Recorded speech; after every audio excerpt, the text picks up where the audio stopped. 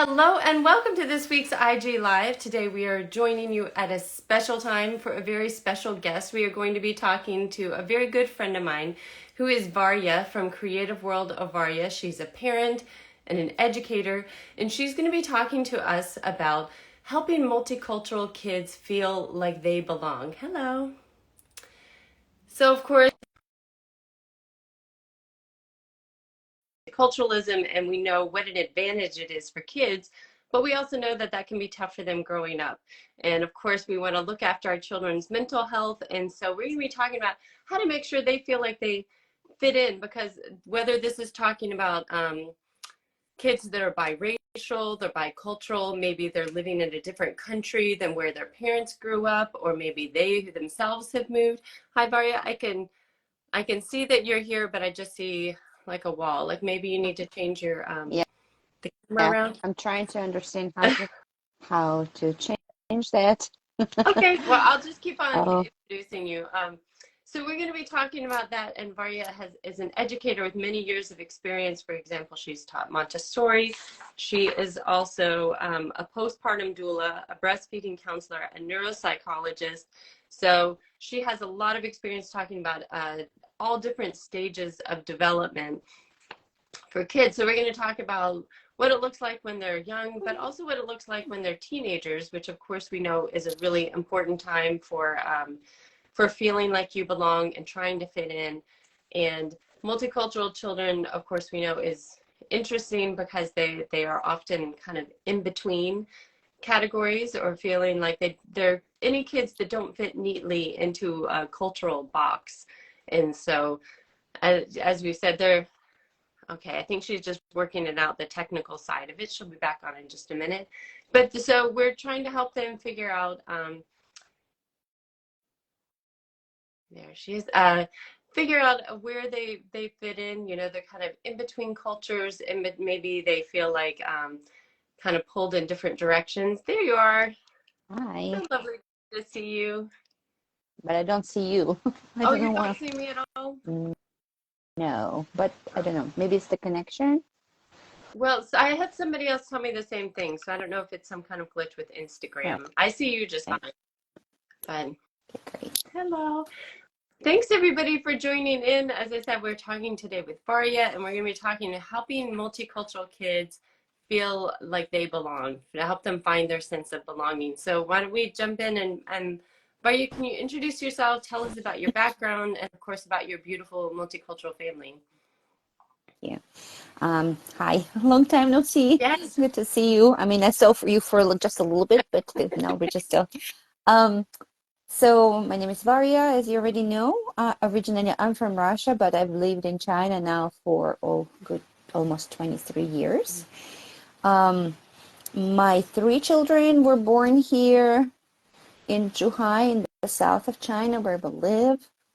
And they have been raised here pretty much for now all their lives. We've come out of China for just a little bit for visits back home, but their life has been built around this country, trying to live in this culture, and of course trying to build up their identity. Um, I have been a teacher for 27 years, and I have been part of multicultural kid blogs for as long as it exists. It's been a lot of wonderful work and labor, and it's so nice to see the fruits that we're now harvesting with the community expanding and people benefiting from it. So Yeah, and my I think children that are you were on a panel with Dee Dee Cummings, who's the CEO of Makeaway right, Media. I think you were on a panel with her, or in this summit that Vanessa put together at right, Families Embracing yeah. Diversity. Yes, yes, we've talked about a similar subject. I have a teenager at home, I have a preteen, a twin, and I have a child who is turning 10 soon. So it's very interesting to see them developing and going in my mind through what I have been as a child. And I grew up in a monolingual environment. They're growing up in a multilingual environment. They're growing as the third culture kids, growing up as third culture kids, and living a completely different life, I would say, from how mine was. And you have teens at home too, right? And So one um, and almost it, two. almost two, right? So it's about the same age. And the older they get, the more challenging, I would say, it becomes, because um, I realized that everything that I knew about teenagers as a teacher, Mhm. I don't know anything about teenagers as children in my own household.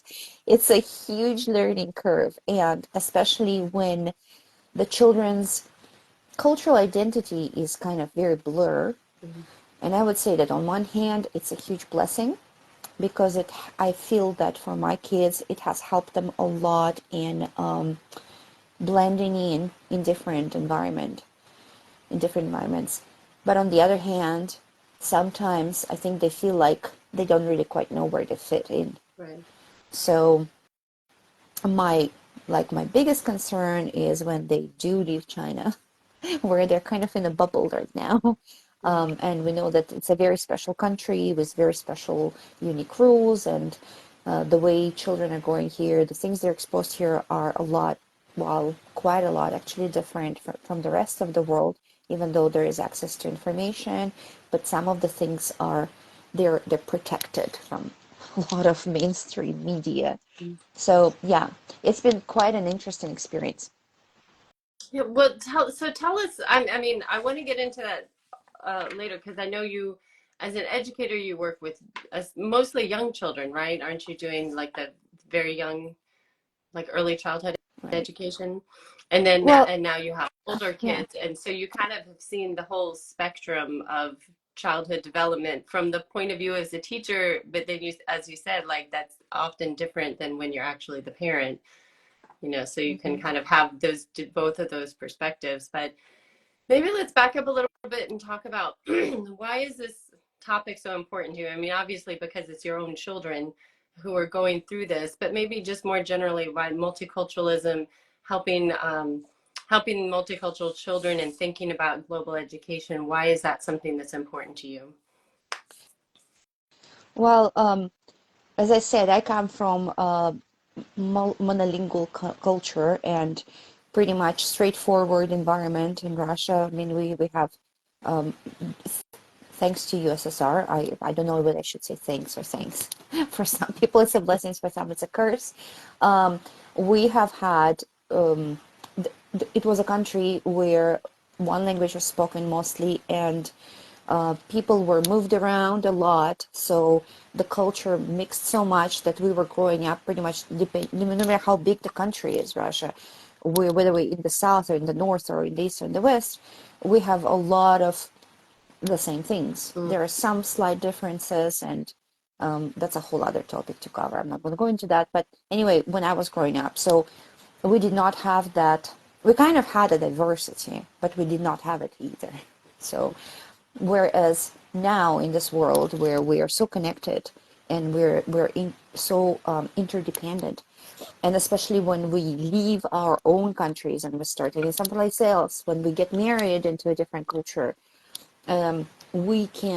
we see how important it is to open up the minds Mhm. and to be accepting, be non-judgmental, and be able to try to get the best out of the environment you're in. And my husband grew up also as a third culture kid with parents from two different countries in a third Mhm. country, and he grew up speaking four languages. So his experience was completely different from mine. And now, as parents, we've like our ideas, our thinking about child upbringing was very similar. But since we've had very different childhood growing up, that also left some imprints on it. So there would be sometimes some debates on whether this should be done that way or this thing should be done this way. Luckily, we have the same spiritual foundation. Like we both are Baha'is, where that what unites us a lot. For us, it was easier as parents to navigate the moral part of education of our children, and still is easier because we are so in tune with each other of what we want to show our children and how we want to guide them. But I know that a lot of times for people it's quite hard because of very different cultural and religious backgrounds. So people have more difficulties navigating that. But going back to global education, that's why it's so important for us to seize the opportunity to bring our children up with open minds and feeling that they're part not just of a certain culture, of a certain place or a certain country, but also of the whole world. Because there's no longer, we have the actual borders, but if we look at the moral borders, as in like emotional borders, they're quite blurry now. And people are moving so much around, and they're bringing pieces of their cultures back and forth and taking these pieces from other cultures and bringing them back. So being aware, being educated in that subject and giving our children, the new generation that is following us, the opportunity to think in a sense of global citizenship is very, very important. And that's how I believe we can solve a lot of problems in the world. Yeah, and I was just thinking as you were talking about how, wow, amazing it is, even 10 years ago, but especially if you want to go 20, 30 years ago, us to even be able to have this live conversation on different continents in very different time zones. And we talked about it, 7:30 in the morning for me, 10:30 at night at you. And yet we're still Right. able to have this live conversation. And this is not the first time that you and I have been able to do this.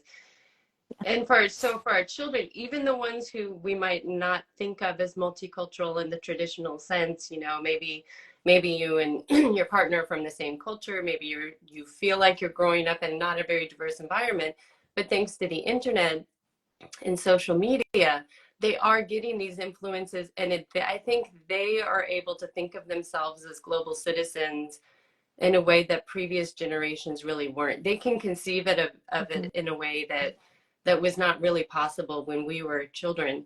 So I love this emphasis on global education and helping them kind of have this identity as global citizens. And we know that all children, so how does that fit into just the regular, you know, all kids want to have a sense of belonging, and especially as they're growing into being teenagers, that can get really tricky as they're trying to form their identity. Um, what are the particular challenges that multicultural children face, and what recommendations do you have about that? Well, as I said, we're in a quite special environment, Right. and we have a very small foreign community here, although it's quite diverse. Um, it was difficult for my kids being in a local school here in different ways. One of them is that they were just so different, and there was so much attention attracted to them. My oldest loved it, but the other two, they, they did not like all that extra attention.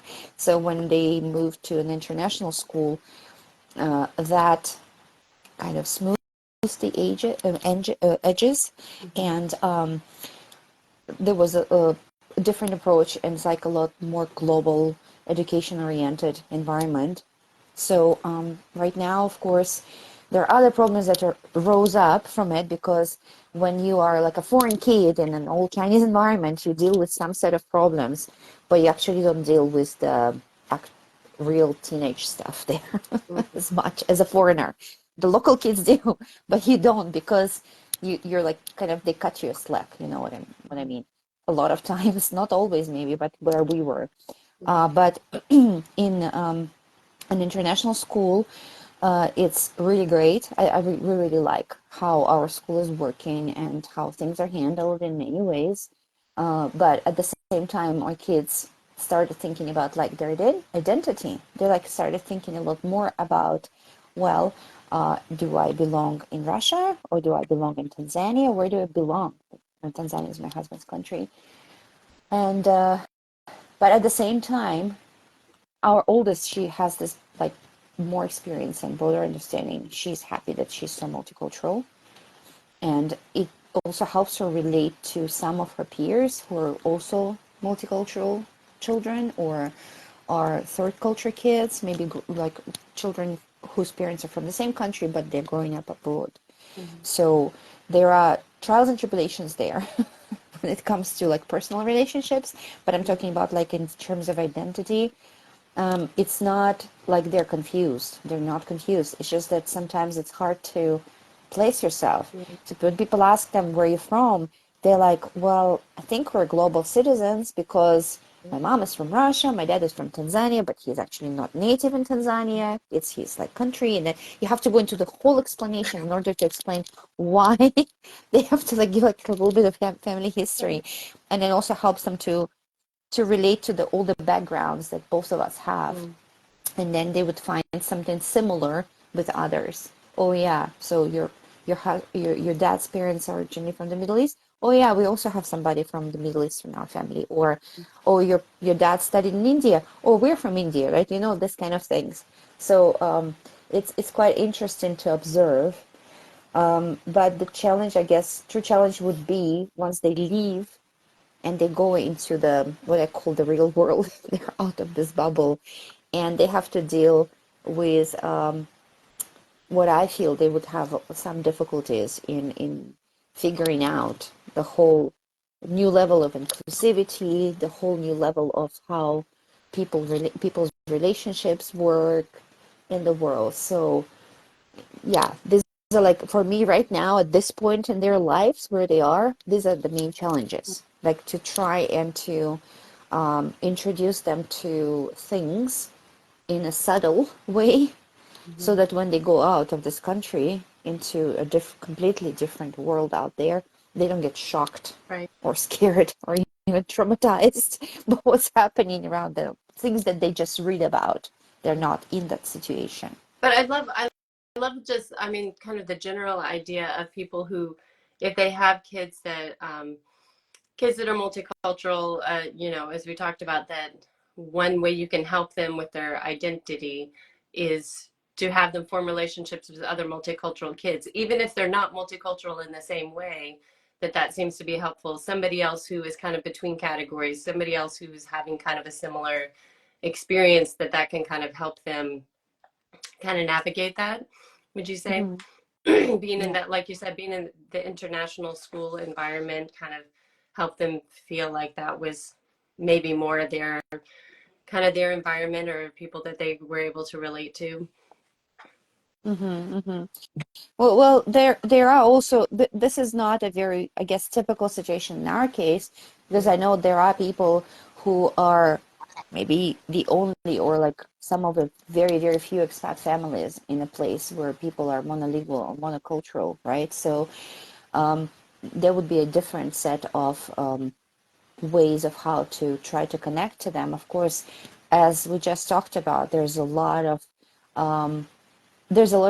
advancement that has happened over the past 10 years. I'm not going to go to 20. When I came to China 20 years ago, it was a very different place and it's just changed so much at such fast pace that when you look back and you realize like, wow, it's like, over a decade here, 2 decades almost. So the whole world is changing. But then so what we do also besides, trying to have them connect with other kids in person.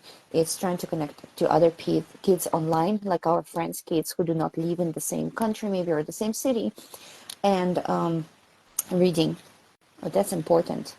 It's important to read, bring up some books to them, some kind of materials where they can get educated Mhm. about multiculturalism, how relationships work, history. It's so important to know the history so that, like, teach them not to make the same mistakes as the generations before did. And I'm not a big fan of kids being on social media a lot. I'm not a big fan. Of course, it's a choice for every family, but we do have some kind of social media here, and basically once they're, I feel like, big enough, more responsible, they can also start connecting to peers through social media more. And well, it helps there. I know that there are groups of kids sometimes organize different online studies together, that happened during COVID a lot, and it Right. actually carried on to now our time, now post-COVID time. Sounds so weird, but that's what it is, right?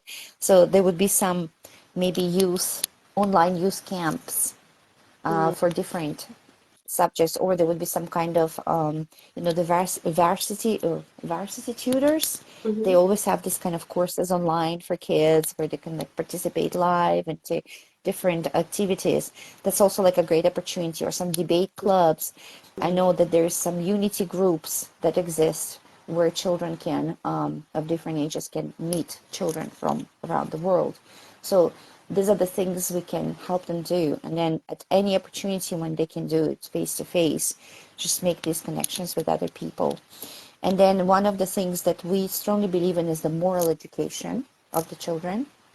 And I think before we even start teaching kids about global citizenship, we need to make sure that they're building very strong moral foundation where they're developing those very basic virtues everybody talks about: kindness, politeness, friendliness, helpfulness. All of these things are very, very important to nurture from early on and expand well into their teenage and, older years. Mm-hmm. So these are the things that we're doing I'm really, on our side. really glad you mentioned that about moral education, because this is something, if for those watching, if you haven't visited Varya's blog, you need to go check it out, because this is something that you've been talking about for years. I mean, you and I have known each other Yes, for probably at least 12 years, and that's been a part of what you've been doing since the very beginning when your children were right, small. And I love the idea. I think a lot of times we think about that with young children, and we don't think about what that looks like as they get older, and that we need to continue to educate them, kind of like you were talking before, like you start off with really basic concepts, and as they get older you can get into a lot more depth and detail about it. And so that's something we really need to continue to give them, that foundation as they go out into the world. So right, right. and I Yes, think that and yeah, mhm. Go ahead. yeah. No, no, I thought you were saying maybe just some. So, actually, it sounds like difficult to do with teenagers to, push them to follow the rules of moralities and like, being, because teenagers are always portrayed as moody and not willing to do anything. But in reality, actually, if you set the boundaries from quite early on, you can get to your teenager. Mm, Maybe not at all times because they're going through so many changes, hormonal changes, body changes, identity changes. But if you do set, precedent for good relationship with good trusting relationships with them, it will be easier to I'm trying to avoid the word instill, but it's more like deepen them into the pool of virtue. And that virtue I'm talking about is the basic character traits that you can help them develop because it helps them tremendously mm, through their struggles. I brought up my teenage daughter, and I mean, it's not an easy ride for her. mm, She is very talented. She's very outgoing, and she now like composes songs, and she has her own YouTube channel. But it's not easy in personal relationship because she's a teenager, and mm, teenagers they have their moods and things like that. But because we've worked so many years on the foundations, and we continue working in those moral foundations, it's easier to explain to her that what, you will outgrow certain things and people will do too, and like you can make choices. You can make choice to act up on it angrily, or you can make a choice to act up on it with dignity. You know what I mm. mean? So that helps her. I know that it's not easy and she gets like frustrated. That's normal. I used to get frustrated too, but it helps her. So I do believe that moral education is one of the important parts of any upbringing, and it's never too late to start. There's so many wonderful youth programs for that. And I think maybe, like you said, it kind of gives them a safeguard as they're navigating all these new issues and new challenges that they face. But also, I would think that that helps when they're forming their identity. You know, if they're trying to figure out, like with your children, are they Russian? Are they Tanzanian? Are they Chinese? What are they? But also, I'm a kind person. I'm a generous person. I'm someone who is a good listener. And so, I mean, I think that what you're saying is kind of that also it helps them, kind of gives them a guide for how they're navigating things, and also a way of thinking of themselves as they go out into the world. Hello, thank you for joining us. Yes, I know if you are joining us, we're Yeah. just about to finish up, but this is going to be posted on Instagram in a few minutes and later on our YouTube channel. And feel free to continue to interact in the comments. You can leave comments on it and we can respond to that. But unfortunately, we're going to have to wrap it up. I know it's getting very late for you there in China That's all right. and here. So it's just, I can't believe how quickly this went by, because it's always so fun to talk to you. And Yeah. even though this is a topic that you and I have actually talked about quite a bit, and still every time I talk with you, I feel like I get something new out of the conversation. So thank you so much for taking the time to talk with us.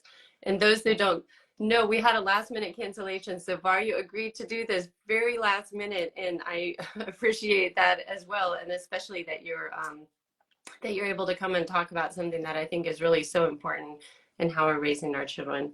So as I mentioned, this is going to be up on Instagram, and I'll have it up on YouTube later today. Thank you for talking with us, and Thank you. best wishes to you Thank and you. your So family. nice to talk to you too. Yeah, thank Bye. you everyone who joined, and yeah, take care. Bye, everybody.